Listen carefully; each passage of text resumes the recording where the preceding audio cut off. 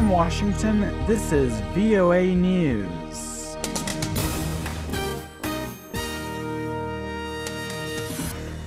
Israel says it has started a new offensive to stop what it calls daily terrorism by Hamas militants.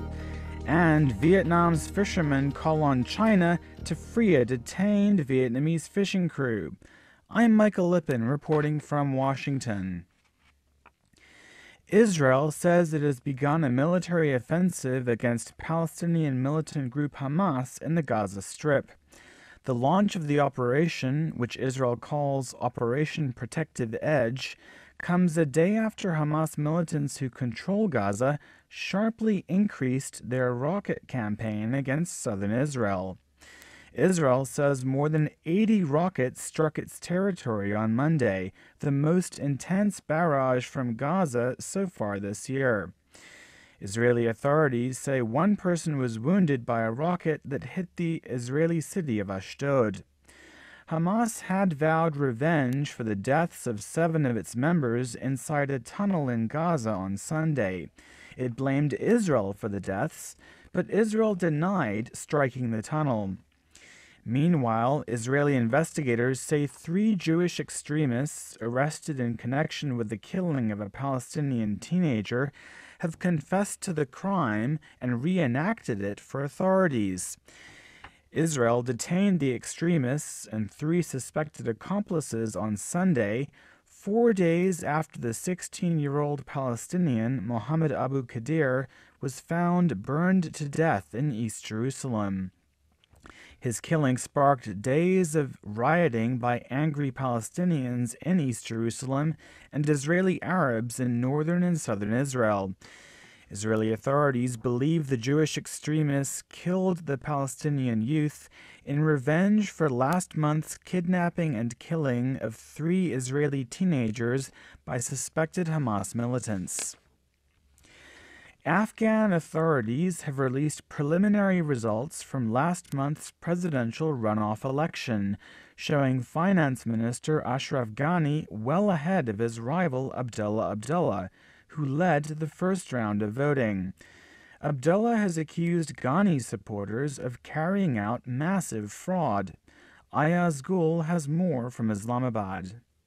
The results were supposed to be announced last week, but recounts at nearly 2,000 polling stations where fraud was alleged forced the Afghan Independent Election Commission to delay them for a few days. Even on Monday, journalists had to wait for several hours before Commission Chief Ahmed Yusuf Nouristani arrived to declare the results. He said that more than 8 million Afghans voted in the runoff election and that over 56% of the tally went to Ashraf Ghani, while his rival Abdullah Abdullah received approximately 44%. However, the chief election commissioner cautioned against drawing any conclusions at this stage.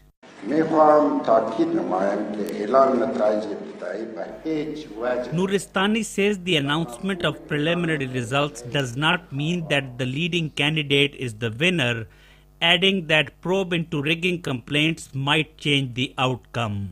Ayaz Gul for VOA News, Islamabad.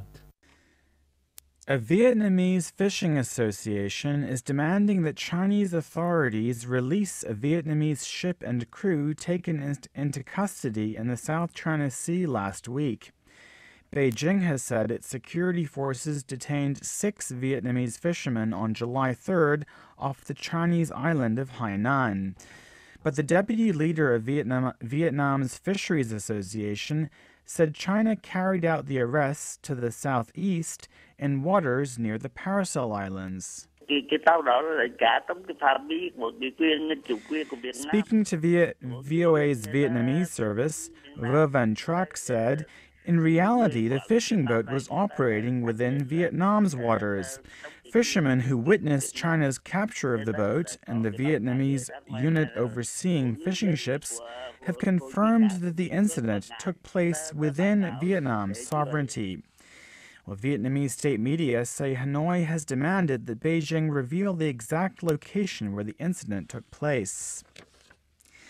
And the United States says it will work with Germany to resolve concerns about whether a German intelligence employee was a double agent spying for Washington. White House spokesman Josh Earnest said Monday the U.S. relationship with Germany is important, but he added that he could not comment on intelligence matters. German Chancellor Angela Merkel spoke to reporters about the alleged double agent case while on a visit to Beijing.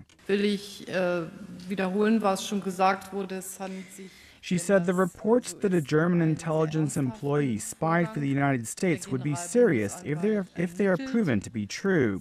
The allegations are true, the case would be a clear contradiction of trust and cooperation between partners. I'm Michael Lipin in Washington. That's the latest world news from VOA.